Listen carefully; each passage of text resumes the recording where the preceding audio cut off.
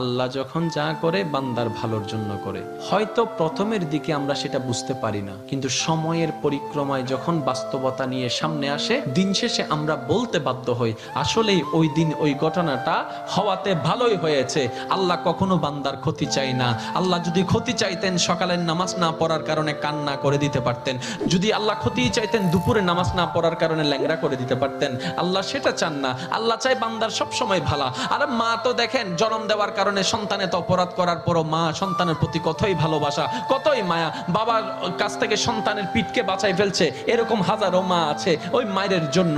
কিন্তু আল্লাহ পাক রব্বুল আলামিন বান্দার উপর কতটুকু ভালোবাসে দিয়েছেন সেটা আমরা বান্দারা বুঝতে পারি নাই বলে শয়তানের ফাঁদে বারবার পা দিয়ে আটকাই যাচ্ছি। মনে রাখবেন, মনের মধ্যে কথাটা বসাই ফেলবেন, আল্লাহ যখন যা করে বান্দার ভালোর জন্যই করে। একদিন না একদিন সেই ভালোটা আপনার বিবেকে এবং মনে প্রমাণ হয়ে সামনে চলে আসবে।